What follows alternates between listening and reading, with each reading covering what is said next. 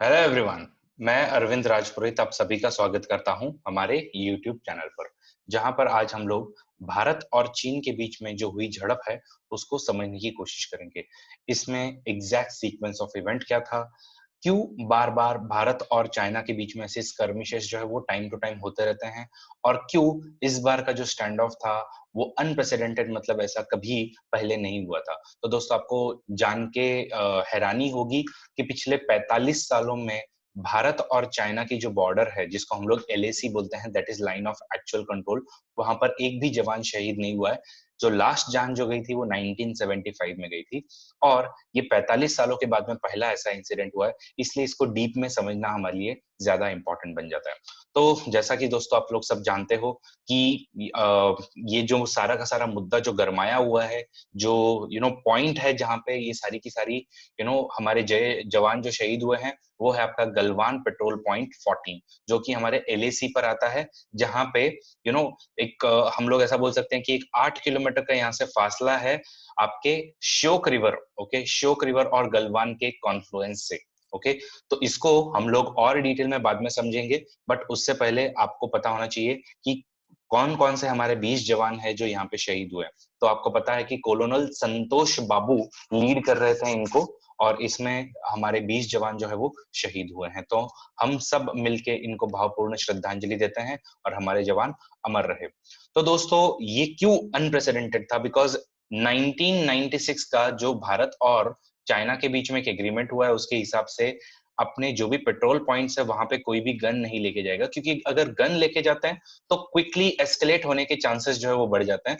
तो गन नहीं लेके गए थे वो। तो गन, अब कुछ सोर्सेस बोल रहे लेके गए थे, कुछ बोल रहे नहीं लेके गए थे, लेकिन अगर 1996 का एग्रीमेंट अगर हम लोग माने तो वहां पे क्लियरली बोला हुआ है कि गन नहीं लेना है, और गन को यूज करना वहां पे टैबू माना जाता है। तो चाइनीज साइड ने क्या यूज किया? चाइनीज साइड ने, ऐसा आप लोग जो देख सकते हो कि कैसे ये सरिये हैं, सरिये में यहाँ पे कील लगी हुई है, ऐसे ही आपके बैम्बूज थे, उसके बाद में आपके क्लब बैट्स जो थे, उन सबको उन लोगों ने यूज किया, जिसमें ऐसे कील लगी हुई थी। और इस वजह से जब उन्होंने अपने भारतीय सैनिकों पे इससे आघात किया तो उससे बहुत सारे सैनिक जो है उसकी वजह से मर गए। और दूसरे जो थे, तो कुछ सैनिक, क्योंकि वहां पे बहुत ही टेम्परेचर एकदम कम होता है, तो हाइपोथर्मिया की वजह से कुछ जवान जो है वो शहीद हो गए।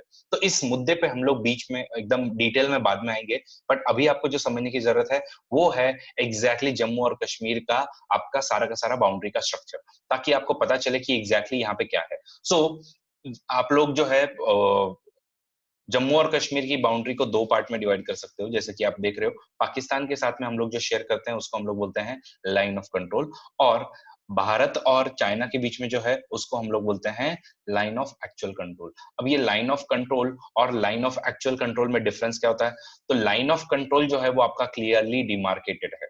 इट इज क्लियरली डिमार्केटेड, मतलब इसमें आपके पिलर्स एंड पोस्ट वगैरह लगाए हुए हैं, तो दोनों को पता है कि कहां तक हमारी जो है वो सीमा है। ओके, तो दो it is not an international border. International border आपकी ये वाले रीजन में आप लोग देख रहे हो यहाँ पे है, मतलब क्या है, ये सेटल्ड है। ओके, और ये है आपका डिस्प्यूटेड, बट डिस्प्यूटेड होने के बावजूद भी यहाँ पे डिमार्केट की हुई है अच्छे से। लेकिन जब एलएसी की बात आती है तो पूरा का पूरा इंडिया और चाइना की बॉर्डर जो है वो डिस्प्यूटेड है। डिस्प्यूटेड अलग अलग रीजन में, जिसमें हम लोग थोड़ी ही देर में आने वाले हैं। बट जो डिस्प्यूटेड वाले रेंज में जो इनकी पोजीशंस है उनको हम लोग लाइन ऑफ एक्चुअल कंट्रोल बोलते हैं। बाकी इसमें अगर हम लोग बताएं तो जम्मू और कश्मीर का पूरा अगर आपका जितना भी रीजन है उसमें से हार्डली 2/3 रीजन जो है वो आज इंडिया के कंट्रोल में है। कुछ रीजन पाकिस्तान ऑक्यूपाइड कश्मीर में, तो ये वाला पार्ट जिसको हम गिलगिट बल्तिस्तान बोलते हैं, ये वाला पार्ट जिसको हम आजाद कश्मीर बोलते हैं, ये पाकिस्तान के पास में है। और एक पार्ट जिसको अक्साई चीन बोलते हैं, वो चाइना ने 1962 के वॉर के बाद में अपने पास में ले लिया, और तब से ये जो पोजीशन है वो अब तक हमारी बनी हुई है। और एक 1963 में एक इवेंट और हुआ था, जिसमें गिलगिट बल्तिस्तान का साक्षगम वैली वाला जो पार्ट है, ये पाकिस्तान ने चाइना को एज अ बेस्ट फ्रेंड का गिफ्ट दिया हुआ है। तो ये साक्षगम वैली जो अगेन इंडियन टेरिटरी है, लेकिन उसको चाइना ने दे दिया हुआ है। तो अभी जो हमारा जो मेन मुद्दा, जो जहां पे हमारी झड़प जो हुई है, वो हमारी हुई है ये गलवान के एलएसी वाले पॉइंट पर। तो इस पे हम लोग बाद में डिटेल में आएंगे, लेकिन उसके पहले हम लोग भारत और चाइना के बीच में जो बॉर्डर डिस्प्यूट है उसको समझ के लेते हैं। तो भारत और चाइना के बीच में जो हमारे डिस्प्यूट है उसको हम लोग 3 सेक्टर में डिवाइड कर सकते हैं: वेस्टर्न सेक्टर, मिडल सेक्टर और ईस्टर्न सेक्टर। तो वेस्टर्न सेक्टर में ये अक्साई चीन वाला जो पार्ट आप लोग देख रहे हो, ये हमारा सबसे डिस्प्यूटेड रीजन है।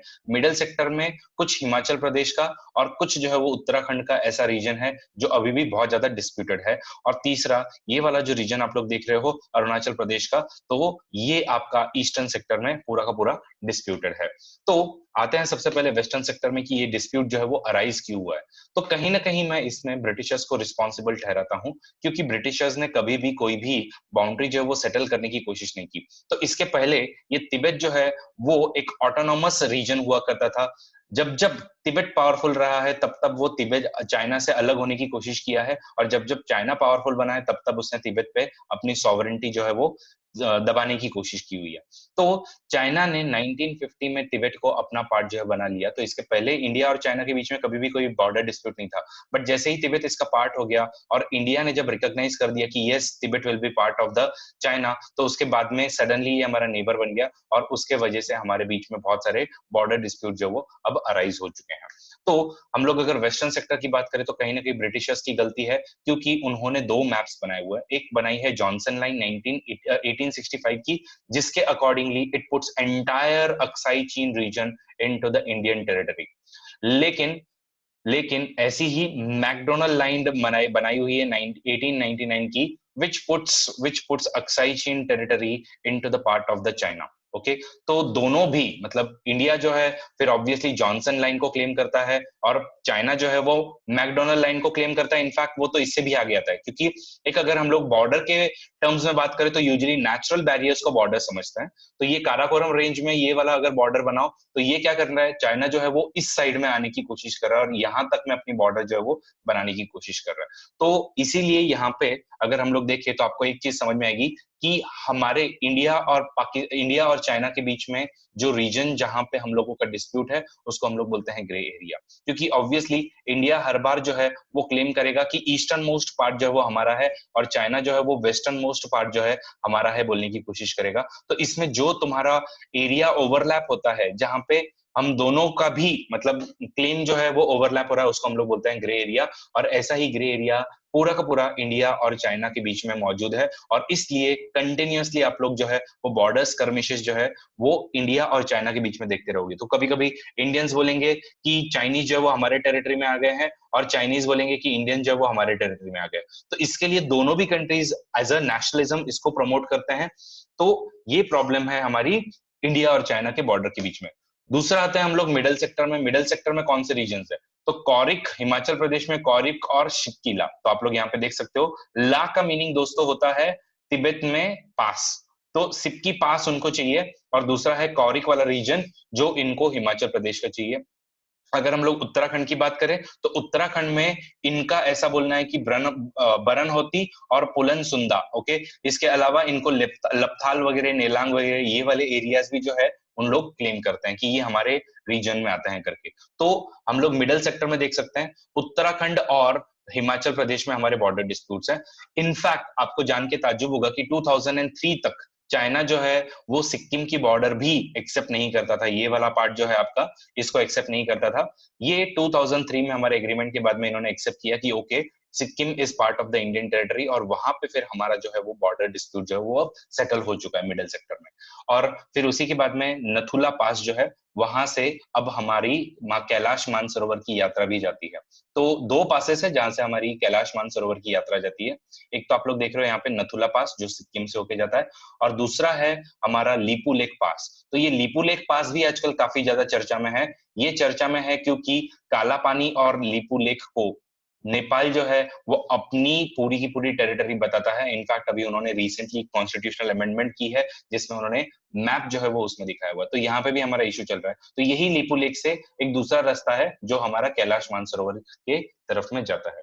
आता है हम लोग तीसरे सेक्टर में जो कि है आपका ईस्टर्न सेक्टर। ईस्टर्न सेक्टर में अगेन अगर हम लोग देखें तो टिबेटन प्लेट्यू जो है उसी का, तो चाइना बोलता है कि Arunachal Pradesh, entire Arunachal Pradesh is part of the Tibet only, क्योंकि ये तिबेट का एक्सटेंशन है, जबकि इंडिया बोलता है कि ऐसा कुछ नहीं है। अगर इसमें हम लोग देखें तो अगेन कहीं ना कहीं ब्रिटिशर्स की गलती है। बिकॉज ब्रिटिशर्स ने क्या किया, ब्रिटिशर्स ने बाउंड्री जो है, जो उन्होंने शिमला कॉन्फ्रेंस बुलाई थी 1914 की, जिसमें मैकमोहन पूरी की पूरी बाउंड्री बना रहे थे तिब्बत के बीच में और इंडिया के बीच में। तो उस टाइम पे चाइनीज रिप्रेजेंटेटिव्स को भी बुलाया गया। तो चाइना उस टाइम पे थोड़ा सा वीक था, इसलिए तिब्बत जो है वो ऑटोनॉमस हुआ करता था। तो ये दोनों के भी रिप्रेजेंटेटिव्स को बुलाया गया और इन्होंने बॉर्डर सेटल करने की कोशिश की, लेकिन चाइनीज लोगों ने वो बॉर्डर जो है वो एक्सेप्ट नहीं की और उसके बाद में वो निकल गए। तो आज भी उन लोग वही क्लेम करते हैं कि कहीं ना कहीं ये बॉर्डर जो है वो सेटल नहीं है, क्योंकि हमारे चाइनीज जो रिप्रेजेंटेटिव थे उन्होंने इस बॉर्डर को कभी माना नहीं है।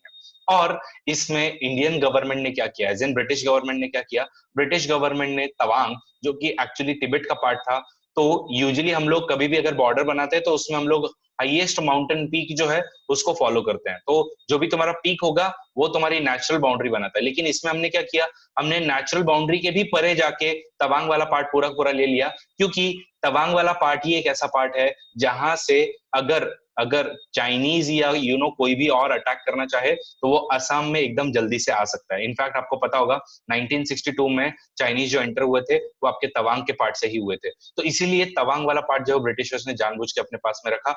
और जब हमारा इंडिया इंडिपेंडेंट हो गया तो उसके बाद में तवांग जो है वो हमारे पास में ही रहा। तो चाइनीज अभी भी उस चीज को मानते नहीं है और उनका बोलना है कि तवांग वाला रीजन हमको चाहिए। तो कभी कभी उनका रीजन तवांग के रीजन के लिए, तवांग के लिए डिमांड होती है, और कभी कभी उनकी डिमांड जो है पूरा पूरा अरुणाचल प्रदेश के लिए होती है, कि उनका बोलना है कि ये पूरा पूरा हमारे चाइना में आता है करके, तिब्बत का पार्ट है। लेकिन इंडिया ऑब्वियसली इसको एक्सेप्ट नहीं करता है और पूरा का पूरा तवांग पार्ट जो है वो हमारा बताता है। तो ऐसे हमारे वेस्टर्न सेक्टर, ईस्टर्न सेक्टर और मिडल सेक्टर में हमारे डिस्प्यूट्स हैं। और सिंस यहाँ पे बहुत सारे ओवरलैपिंग क्लेम्स है, इसलिए कंटिन्यूअसली इनके डिस्प्यूट्स जो है वो अराइज होते हैं। और आप लोग देख सकते हो कि हर 2-3 साल में ऐसे स्कर्मिशेस जो है बॉर्डर पे होते रहते हैं। ओके, तो अब इस मुद्दे को हम लोग डिटेल में समझ लेते हैं कि एग्जैक्टली कहाँ पे क्या हुआ। तो अगर जम्मू और कश्मीर की हम लोग थोड़ा सा नेचुरल ज्योग्राफी अगर देखने की कोशिश करें तो आपको समझ में आएगा कि कुनलुन माउंटेन जो है वो आपके तिब्बतन रीजन, मतलब आपके चाइना के पार्ट में जाते हैं, जहां पे आपका जिनजियांग नाम का प्रोविंस आता है।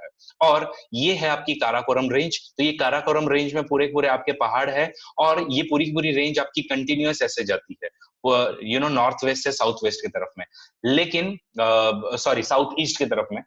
लेकिन अब इसमें यू नो जो रिवर्स होती हैं, तो ये रिवर्स इन पहाड़ों को काटती हैं और यहाँ पे अपने वैलीज बनाती है। तो इसमें से ये श्योक रिवर जो है वो हमारे सियाचिन ग्लेशियर, जो हम लोगों ने 1984 का ऑपरेशन मेघदूत से इसको हम लोगों ने पूरा पूरा अपने कंट्रोल में ले लिया था। तो ये सियाचिन ग्लेशियर जो है, तो वहां से हमारी रिवर निकलती है श्योक रिवर, और ये श्योक रिवर पूरी की पूरी यू टर्न लेके वापस से जाती है आपकी ऊपर के तरफ में, और फिर यहाँ पे इंडस रिवर से मिलती है। तो ये वापस से, मतलब आप लोग देख सकते हो कैसा यू टर्न जो है वो लेती है, बिकॉज यहाँ पे इस माउंटेन के ओपनिंग्स है। और दूसरी इसी श्योक रिवर की जो एक ट्रिब्यूटरी है उसका नाम है गलवान रिवर। ये गलवान रिवर जो है वो अब्दुल गलवान के नाम से पड़ती है, क्योंकि ये गलवान जो है वो वहां के ट्रैवलर हुआ करते थे, तो इसके लिए ये गलवान रिवर पड़ी हुई है। तो ये अक्साई चीन वाले पार्ट से इसका उगम होता है और ये आके मिलती है श्योक को, और यहाँ पे कॉन्फ्लुएंस होता है गलवान वैली में, जहां पे श्योक और गलवान मिलती है। तो अब हम लोग जो है, जैसा कि हमने बताया है कि हमारी एलएसी जो है वो ऐसे जाती है, और एलएसी का पेट्रोल पॉइंट 14 जो है वो हमारे कंट्रोल में, मतलब हम लोग वहां तक पेट्रोल करते हैं, और इसी पॉइंट पे जो अभी की झड़प जो है वो इसी पॉइंट पे हुई है। ओके, तो ये वाली बाउंड्री समझने के बाद में अब हम लोग बढ़ते हैं कि एग्जैक्टली यहाँ पे क्लेम्स क्या है। तो हम लोग देख सकते हैं कि line of occupation, okay, since जब से चाइना ने 1962 में हमारे साथ में वॉर किया, तो हम लोग, इंडिया जो है वो अपनी बाउंड्री तो ये वाले रीजन तक बताती, तो इंडिया का क्लेम यहाँ पे है। लेकिन चाइना ने 1962 के पहले ही यहाँ पे ये वाला रोड बना दिया था, जो इनके दो प्रोविंसेस, मतलब एक टिबेटन प्रोविंस और दूसरी इनकी जिनजियांग प्रोविंस है, इसको ये कनेक्ट करता है। तो G219 जो कि जिनजियांग तिब्बत का रोड है। तो इन्होंने बाद में पूरा पूरा अक्साई चीन वाला जो पार्ट है वो अपने कंट्रोल में ले लिया, और अब इन लोग जो है यहाँ पे इनकी अभी करंट एक्चुअल जो पोजीशन है वो उनकी यहाँ से जाती है। ओके, और उन लोग क्लेम करते हैं ये वाली रेड लाइन तक, कि इनका बोलना है कि ये हमको इतना सारा का सारा एरिया जो है वो हमको चाहिए करके। और इंडिया ऑब्वियसली जो इनका एलएसी वाला जो लाइन है वहां तक में हम लोग कंट्रोल करते हैं। तो कहीं ना कहीं ये वाला पूरा पूरा अभी बफर जोन, या फिर हम लोग बोल सकते हैं ग्रे एरिया है, जहां पे हर बार हमारे डिस्प्यूट होता है। तो यहीं पे इस एलएसी के ही पेट्रोल पॉइंट 14 पे चाइना ने जानबूझ के वहां पे मल्टीपल ट्रक्स वगैरह जो है वो लाके रखे हुए थे May 20 को। ओके, तो 22 मई को 2020 को यहाँ पे मल्टीपल ट्रक्स वगैरह यहाँ पे ला के रखे हुए थे। तो यहाँ पे कोई आर्टिलरी वगैरह नहीं लाई हुई थी, बट यहाँ पे कम से कम एक 100 ट्रक्स जो है यहाँ पे प्रेजेंट थी। तो इससे उस टाइम से हमारी झड़प जो है, यानी हमारे बीच में टेंशन जो है वो बढ़ चुका था।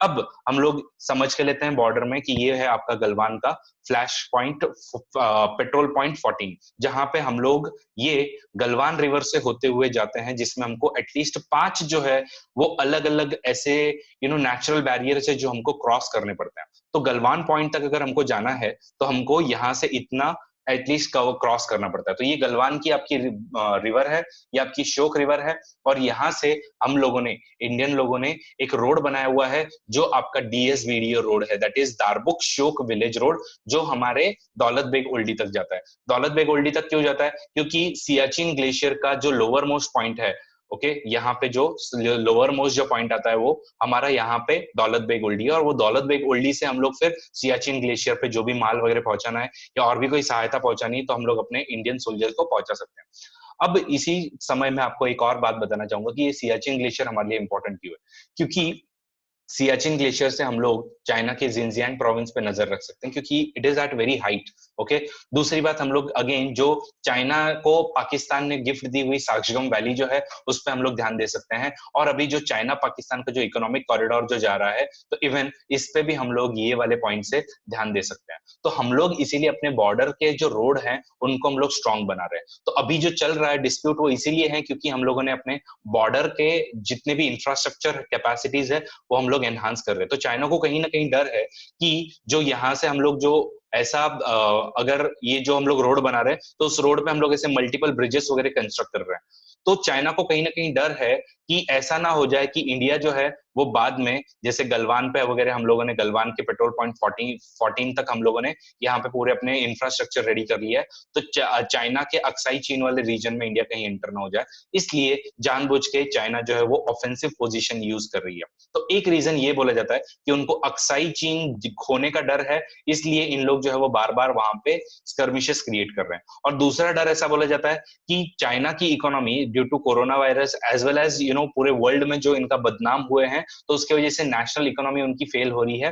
तो जब इकोनॉमी फेल होती है तो आपके पास में बचता ही क्या है? आपके पास में बचती है नेशनलिज्म की फीलिंग। तो इन लोग जानबूझ के ऐसे बॉर्डर डिस्प्यूट वगैरह क्रिएट करवा रहे हैं जिससे नेशनलिज्म की फीलिंग जागृत हो जाए लोगों में। इनफैक्ट ऐसे कुछ रिपोर्ट्स भी आए हैं जो ऐसा बता रही हैं कि जब से ये बॉर्डर स्कर्मिशेस शुरू हुए हैं तब से जो चाइनीज जो सोशल मीडिया जैसे कि वीबो वगैरह हो गया, तो उसमें नेशनलिज्म की फीलिंग सडनली जाग उठी है और लोग जो है वो अगेन इंडिया को वगैरह क्रिटिसाइज कर रहे हैं। तो इससे चाइना को कहीं ना कहीं ये बेनिफिट मिलता है। ओके, तो दो डर मैंने आपको बताया, एक तो कहीं ये यहाँ के गलवान रिवर से होते हुए यहाँ से अक्साई चीन में इंडिया एंटर ना कर जाए, और दूसरा नेशनलिज्म की फीलिंग जगाने के लिए इन लोग कर रहे हैं। तो हम लोगों ने यहाँ पे हमारे बॉर्डर, ये देखो आप लोग देख रहे हो, ये श्योक रिवर है जो ऊपर से आ रही है, और यहाँ से गलवान रिवर है जो फ्लो हो रही है, इसके कॉन्फ्लुएंस पे हम लोगों ने ब्रिज जो है वो कंस्ट्रक्ट कर दिया है। तो अभी के लिए हम लोगों को जब अगर ये गलवान पॉइंट पे अगर जाना है तो ये तो एक ही पॉइंट हुआ, यहाँ पे ऐसे 4-5 पॉइंट्स है जो हमारे गलवान पेट्रोल पॉइंट 14 पे जाने के लिए हम लोगों को मल्टीपल जो है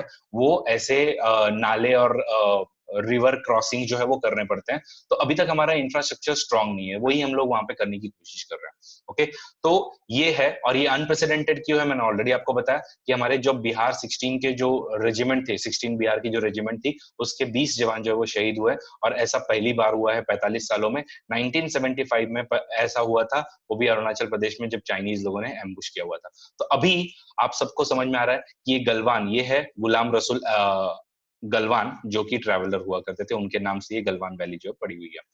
दूसरा जो हमारा डिस्प्यूट चल रहा है वो हमारा चल रहा है पैंगोंग लेक में। और ये पैंगोंग लेक में, पैंगोंग लेक क्या है तो आपको बता दूं, 130 किलोमीटर लॉन्ग ये लेक है जो कि एंडोरेक बेसिन की लेक बनी हुई है। एंडोरेक बेसिन मतलब क्या होता है कि जो कुछ होगा वो आपके अंदर ही, मतलब इसका वाटर डिस्चार्ज जो है वो कहीं भी कोई ओशन में वगैरह नहीं जाता है, मतलब आपके इधर में ही। तो जितना भी वाटर गिरेगा या बारिश वगैरह होगी वो सारा का सारा आपका इसी लेक में जमा हो जाएगा। तो इसको हम लोग एंडोरेक बेसिन बोलते हैं, जो कि काफी बड़ी हाइट पे है, 4350 मीटर्स के हाइट पे है। तो इसका भी अगर हम लोग देखें तो 130 किलोमीटर जो है वो इंडिया कंट्रोल करता है, सॉरी 1/3 जो है वो इंडिया कंट्रोल करता है और 2/3 आज चाइना के पास में है। तो इसमें आप लोग देख सकते हो ये फिंगर 4 जो है, यहाँ पे हमारा अभी डिस्प्यूट जो चल रहा है। तो इंडिया इसको यहाँ तक क्लेम करता है, ये वाला जो रीजन आप लोग देख रहे हो। तो इंडिया क्लेम करता है कि ये पूरी पूरी इतनी हमारी है, और चाइना जो है उसको ये 2/3 रीजन जो है वो मिलता है। अब इसमें हम लोग डिटेल में देखते हैं कि ये फिंगर्स वगैरह क्या है पैंगोंग त्सो के। तो पैंगोंग रिवर जो है, ओके, तो ये बहुत ही ब्यूटीफुल प्लेस है, मैं खुद भी वहां पे जाके आ चुका हूँ। और आप लोगों ने थ्री इडियट मूवी में भी देखा होगा कि कैसे वहां पे एकदम एंड का जो सीन है वो वहां पे शूट किया होता है, and it's a very beautiful place. तो हम लोगों को जहां अलाउ किया जाता है वो एकदम वेस्टर्न वाला पार्ट है, मतलब इतने रीजन तक ही हमको अलाउ करते हैं। और इंडियन इंडियन आर्मी जो है वो पूरी की पूरी यहाँ तक जाती है। तो हम लोग इंडो टिबेटन बॉर्डर फोर्सेस बोलते हैं उनको, आईटीबीपी। ओके, तो यहाँ पे आप लोग देख रहे हो कि अगर ये वाला हमारा पॉइंट ले तो यहाँ से ये फिंगर जैसे आपको दिखते हैं, तो ये फिंगर 1 हो गया, ये आपकी फिंगर 4 है, ये आपकी फिंगर 3 है, ये आपकी फिंगर 2 है। ओके, और ऐसे ही आपकी फिंगर 8 जो है वो ऐसे जाती है यहाँ से। तो हम लोग जो है ये फिंगर 8 तक क्लेम करते हैं और फिंगर 4 तक हम लोग पेट्रोल करते हैं। तो इंडिया बोलता है कि ये एलएसी जो है वो हमारी फिंगर 8 से जाती है, तो फिंगर 8 के यहाँ से जाती है। लेकिन चाइनीज जो है उन्होंने पूरे के पूरे अपने बॉर्डर पोस्ट जो है वो अगेन फिंगर 7 पर, फिंगर 6 पर और फिंगर 5 पर भी बना के रखे हुए हैं। इनफैक्ट फिंगर 5 पे तो इन्होंने अपना बहुत बड़ा पोस्ट जो है वो क्रिएट करके रखा हुआ है। तो अब इसमें एग्जैक्टली हुआ क्या है, तो चाइनीज जो है वो बोलते हैं कि फिंगर 4 तक जो है वो पूरा पूरा उनका कंट्रोल है, और इंडियन बोलते हैं कि नहीं, फिंगर 8 तक जो है वो हमारा कंट्रोल है। तो अगेन यहाँ पे हमारा ग्रे एरिया जो है वो एक अगेन ये 10 किलोमीटर का हमारा जो रेंज है वो 10 किलोमीटर का हमारा ग्रे एरिया बन जाता है। तो इसमें अभी में अगर हम लोग देखें तो चाइना जो है वो फिंगर 4 जो है तो इसके रीजेस पे आ चुका है। और इंडिया की पोस्ट अगर आप लोग देखो तो यहाँ पे आईटीबीपी की पोस्ट है, और यहाँ पे चाइनीज पोस्ट भी अवेलेबल है। तो चाइनीज ने यहाँ पे मल्टीपल पोस्ट बनाया, और नो डाउट यहाँ पे इंफ्रास्ट्रक्चर भी अपना रेडी करके रखा हुआ है। तो ये आईटीबीपी की जो पोस्ट है इस पे अब चाइना यहाँ से सीधा का सीधा नजर गड़ाए बैठा है, because they are at the height. तो आपको पता होगा माउंटेन वॉरफेयर में अगर हम लोग समझने की कोशिश करें तो जितना आप लोग ऊपर होंगे उतना आपके लिए बेटर होता है, क्योंकि आप लोग नीचे देख सकते हो और उनको मार सकते हो। इनफैक्ट कारगिल वॉर में भी यही हुआ था। कारगिल वॉर में पाकिस्तान जो है वो ऊपर के साइड में था, हम लोग नीचे के साइड में थे, बट फिर भी हम लोगों ने उनको हराया। वैसा ही यहाँ पे भी चाइना जो है वो करने की कोशिश कर रहा है। So it is trying to claim the region up to here, और इनफैक्ट इस रीजन पे वो आके अब बैठ भी चुका है, और यहाँ पे वही हमारा स्टैंड ऑफ चल रहा है। सो वो अभी के करंट पोजीशन में अगर हम लोग देखें तो इंडियन सोल्जर जो वो हमारे नीचे है और चाइनीज सोल्जर जैसे ऊपर यहाँ पे बैठे हुए हैं, तो इसको हम लोग डी एस्केलेट करने की कोशिश कर रहे हैं। तो ये है आपके पैंगोंग त्सो के फिगर। अब यहाँ पे क्वेश्चन आता है कि चाइनीज जो है वो क्यों पैंगोंग त्सो लेक के फिंगर्स वगैरह क्लेम करने की कोशिश कर रहे हैं। तो इसमें आपको समझना होगा चुसुल वैली को। ओके, तो चुसुल वैली जो है वो काफी इंपॉर्टेंट पोजीशन है। इनफैक्ट अगेन 1962 में जो वॉर हुआ था उसमें एक चुसुल वैलीज में भी इंपॉर्टेंट वॉर हुआ था। तो ये चुसुल वैली इनको क्यों चाहिए, बिकॉज देखो अगर यहाँ से हम लोग देखें तो ये आपका फिंगर 8 जो है वो यहाँ से आपका यहाँ तक जा रहा है, और इंडिया जो बॉर्डर क्लेम कर रहा है वो अगर एलएसी के थ्रू जाता है तो ये ऐसे जाता है। इसका मतलब क्या है, पूरा पूरा चुसुल वैली हमारे रीजन के अंदर में आने वाला है, हमारे इंडियन रीजन के अंदर में आने वाला है। लेकिन चाइना वांट्स की फिंगर 4 से जब हमारा बॉर्डर जाएगा तो उसमें चुसुल वैली जो है वो उनको मिल जाएगा, and that is why they are very much they are claiming कि हमको फिंगर 4 तक जो है वो पैंगोंग त्सो लेक चाहिए करके। ओके, तो यही पूरा पूरा इशू है आपका पैंगोंग त्सो लेक के बारे में। सो गाइज, हम लोगों ने अभी इंडिया और चाइना के बीच में जो रिसेंट बॉर्डर स्कर्मिशेस हुए हैं वो देखा, उसमें हिस्ट्री क्या है हमारी वो देखी, और कैसे संतोष बाबू जो है वहां पे गए थे और चाइनीज पोस्ट जो है हटाने की कोशिश की, लेकिन चाइना के लोग जो है वो आउट नंबर हो गए। तो हम लोग 50 लोग लेके गए थे, पहले उनको हटा दिया वहां से, उसके बाद में उन लोग चले तो गए, लेकिन बाद में जब वापस आए तो 250 लोगों को साथ में लेके आए, और फिर हमारे इंडियन सोल्जर्स ने भी वहां पे एकदम अच्छे से उनको जवाब दिया। हमारे 20 जवान जो है वो शहीद हुए हैं, इवन उनके यहाँ से भी बहुत सारे लोग शहीद हुए हैं। But China being autocratic country, उन लोग अपना बता नहीं रहे, ऑथोरिटेरियन कंट्री है, इसलिए उन लोग अपनी फिगर जो है वो सामने नहीं ला रहे हैं। तो इवन जो अपने चाइना के जो खुद उनके जो शहीद जवान है, इवन उनका नंबर कहीं ना कहीं उन लोग फ्लैश नहीं कर रहे हैं। तो ये सारा का सारा बॉर्डर का मुद्दा है जिसमें मैंने आपको समझाया है कि कैसे पैंगोंग त्सो लेक है, उसमें क्या आपके इश्यूज है, और क्या है गलवान वैली का इशू जिसमें पेट्रोल पॉइंट 14 खास करके हमारा मुद्दा बना हुआ है लड़ाई का। गाइज, आई होप आप सभी को ये वीडियो पसंद आया होगा। अगर पसंद आया तो प्लीज आप लोग कमेंट बॉक्स में बताइए। ऐसे ही अगर आप लोग चाहते हो कि मैं इंडिया और नेपाल के बॉर्डर के इश्यूज के बारे में भी आपके लिए वीडियो बनाऊं, तो आप लोग उस पर कमेंट कीजिएगा, फिर मैं अगर इनफ कमेंट मैंने देखे तो मैं आप लोगों के लिए पक्का बनाऊंगा। थैंक यू गाइज, ध्यान रखो अपना, और हम लोग मिलते हैं अगले लेक्चर में। Bye bye.